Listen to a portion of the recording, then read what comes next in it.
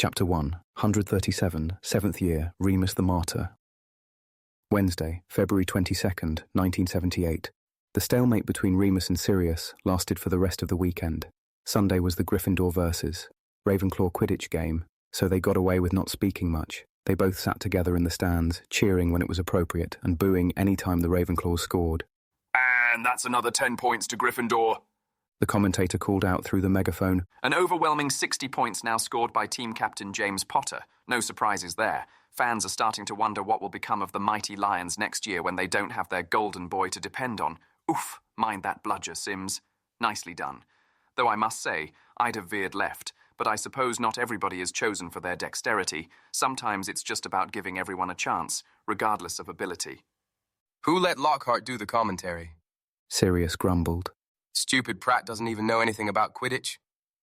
He told me he was lined up to play for Puddlemere. Peter said. And the only reason he never played for Ravenclaw was that his coach said he shouldn't squander his gift in school games. You're so gullible, Pete.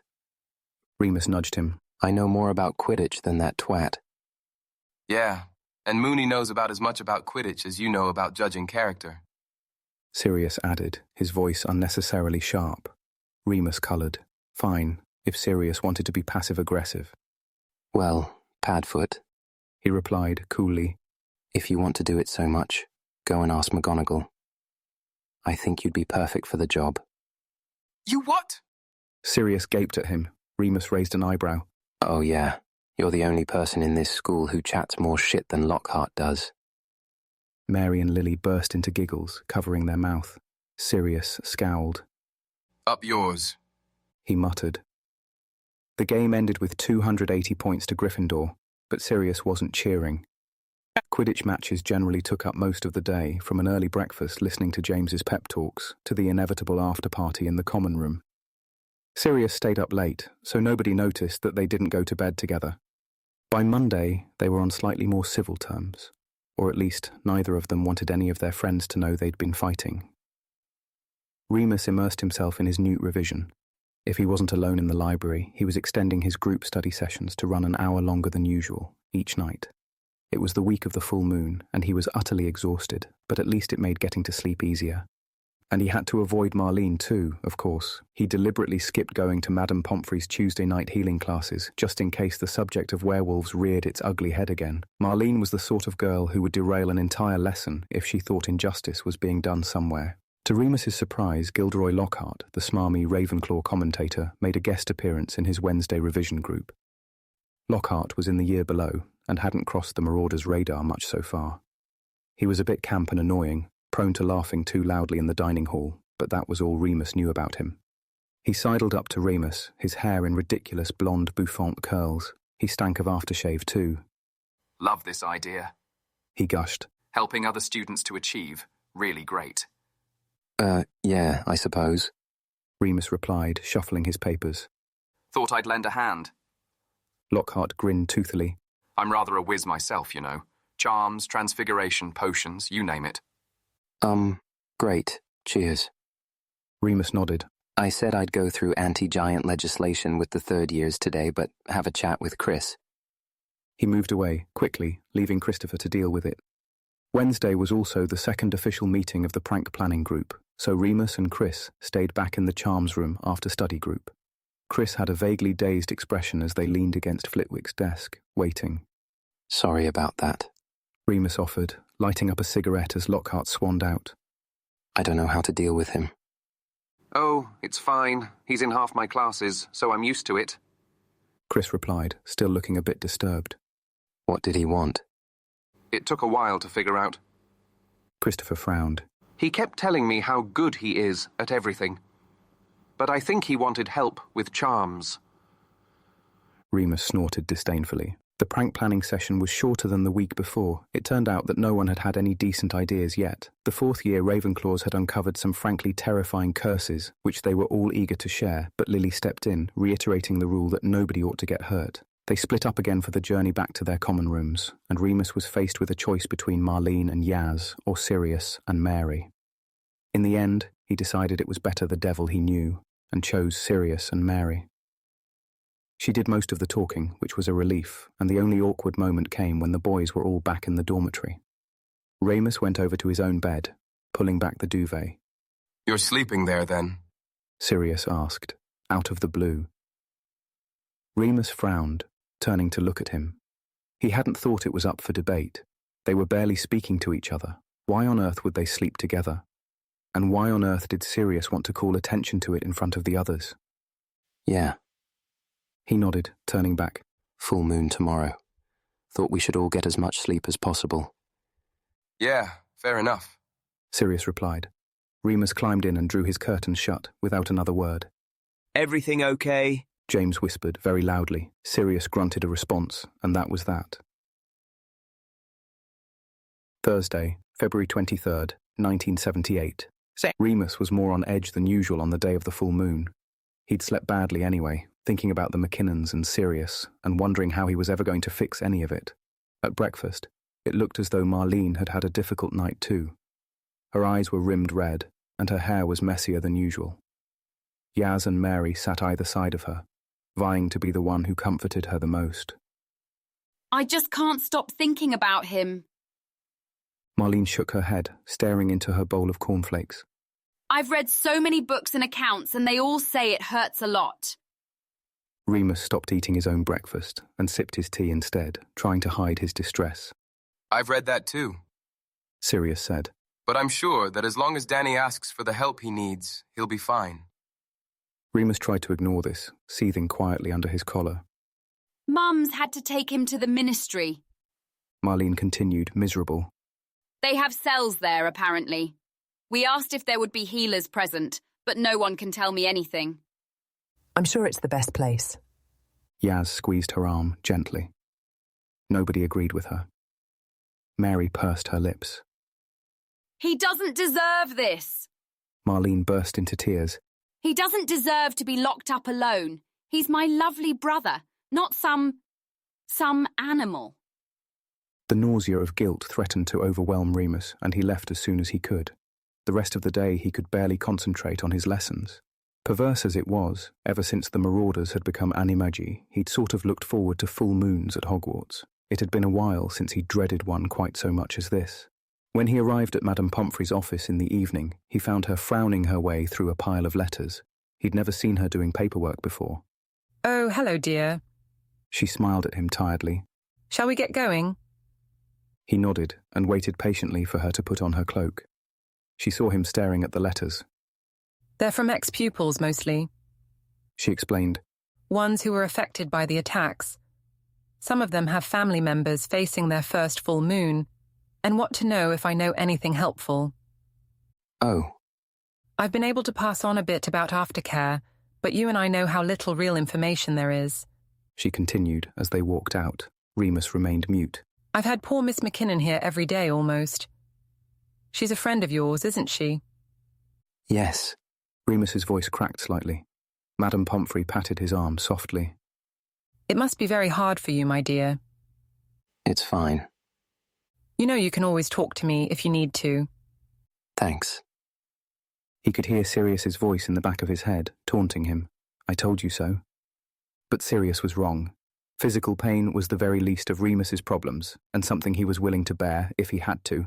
It reminded him what he owed. Despite his apprehension, the full moon was a relief. Remus didn't even cry out from the pain of transformation. He just let it consume him. As ashamed as it made him, it was good to become something else for a few hours, to relinquish control. The wolf was still on good terms with Padfoot, at least, and they could play and run and hunt without any messy human problems getting in the way. But it wasn't to last. Friday, February 24th, 1978. The routine was standard by now. Remus transformed back, the others checked he was okay, then left. Madame Pomfrey came to collect him. He spent the morning under a sleeping draught, woke up in time for lunch, then headed back to his own bed in the afternoon. More recently, Sirius had been coming to collect him from the infirmary if his timetable allowed for it. And actually, even when his timetable didn't allow for it, Sirius took any excuse to bunk off. Of course, given the way Remus had been acting, he didn't expect Sirius to come that day, but Sirius was always full of surprises. Brought you a frog. he said, waiting patiently as Remus finished tying his laces. He handed over a chocolate frog box, which Remus accepted. His temper had cooled quite a bit. Perhaps a good long sleep had been all he needed. Thanks. Can we be okay again? Sirius asked, sounding genuinely sorry. Can we both just admit we said some stupid stuff, but it's over now? Remus looked at him for a long time, letting him stew a little bit. Then he smiled. Yeah, go on then. They walked back to the tower quite happily, though Remus was pushing himself a bit harder than normal, trying not to limp or show any trace of discomfort. Is Marlene okay? Remus asked as they neared the common room. Yeah, think so. Sirius nodded. She got a letter from her mum this morning, saying Danny's okay. Cried a bit, but she's less of a state now. Good. That's good. They pushed through the portrait hole and walked through the common room. I think I'll go straight to bed for a bit, Remus said, making for the dorm. if that's okay. Of course. Sirius nodded, over-polite, as they headed up yet another flight of stairs. Remus was seriously struggling now, but he'd be damned if he'd let Sirius see it. You tired? Remus asked. Nah. Sirius said. Slept all morning. Peter, too. Oh, good. Remus finally reached his bed and sat down. Without even thinking, his hand went to rub his hip. He stopped as soon as he realized, but Sirius's eyes zeroed in on it at once. He looked Remus in the eye reproachfully. Did you speak to Madame Pomfrey? We had a lovely chat, thanks. Remus stiffened, defences back up. About all her poor ex-students who had to transform for the first time last night. It was really cheery. Sirius tutted. But did you talk to her about your hip? No. Remus huffed, lying down. Remus, stop being difficult. You see her every week. Just mention to her. I mean, I'll do it if you want me to. Jesus Christ, not this again. Leave me alone. Remus sat up again. No! Sirius retorted just as viciously. I don't understand why you won't tell her about it. I'm sure she could help. Oh my God, why can't you just drop it? I said. I don't want to bother her with crap like this. You're making such a big fuss over nothing. Remus was on his feet now, the wolf inside him wanting the higher ground, asserting dominance. And you're avoiding your problems again. Sirius raged. You always do this, and it's so bloody exhausting. You think you're being so mature, do you? Keeping everything bottled up. It's stupid. You're just making a martyr of yourself. It's like you want to be miserable. Oh, get fucked, Black. Remus shouted back. Easy for you to have a go, isn't it? Why do we always have to talk about my shit life, Mr. Tell Me a Fucking Secret? Sirius blinked, shocked, and Remus was elated. He had something now. He had Sirius in his jaws. He wasn't letting go until he tasted blood. What about you, Sirius? How come we never get to talk about your fucked-up family with your Death-Eater brother and your insane cousin? Why don't we talk about your pain and your scars for a little while, see how that feels? Remus, for fuck's sake. No, I know. Why don't we talk about your mother? Remus went in for the kill, and it was more effective than even he had expected. Sirius changed completely, his expression froze, his posture tensed, as if he'd been punched in the gut. Remus almost wished he had punched him, because then at least Sirius could just punch him back, and they could have a fair fight, and that would be it. But that hadn't been fair, and he couldn't take it back. Sirius gave him a look of utter hurt and shock before turning quickly to anger. Go fuck yourself, Lupin. He spat, storming out. Yeah, piss off then. Remus shouted as the door slammed. He was breathing hard, and his face was very hot. He wished Sirius would come back and shout at him a bit more, so he could shout back, but he settled for chain smoking and the Sex Pistols. Fuck everybody. Sirius did not return, and Remus didn't know where the map was, so he couldn't look for him. Eventually, the dorm room door did open again, and Lily and James came in, very close together, and whispering happily. Oh, hiya, Mooney. James stopped as he caught sight of Remus brooding by the window. He looked a bit sheepish. Sorry, we thought you'd be in the hospital wing still. No, she lets me go after lunch normally. Remus replied, monotone. He got up. I'll get out of your way. No, Remus, don't. Lily said, flustered. We just came up here for the quiet. Really? Remus raised a sarcastic eyebrow, and Lily and James blushed, looking away. Where's Padfoot? James went over to sit on his bed. Don't know. What? Don't know. Don't care. Remus withdrew another cigarette from his matchbox and lit it with the end of the last one. Are you having a fight? Look, stay out of it, Potter. Remus snarled. James recoiled and looked at Lily, who shrugged back at him. At that very moment, as if it had been summoned just to break the tension, an owl flew in the open window, surprising all three of them. It was from the Potters, and James retrieved 2 letters tied to its leg. He glanced down at one and held it out to Remus. For you, Mooney. Clicking his tongue irritably, Remus got up off the sill and went to snatch it from James's outstretched hand. He opened it, skimming the brief note from Mrs. Potter, who had been so kindly forwarding all of his correspondence. He expected another postcard from Grant, but it was a neatly folded envelope. He didn't recognize the tidy blue ink handwriting, but it had a Muggle stamp. He looked down at the return address, written in tiny script on the back. If undelivered, please return to Ms. Hope Jenkins, Sparrow Ward, Cardiff City Hospital, Cardiff.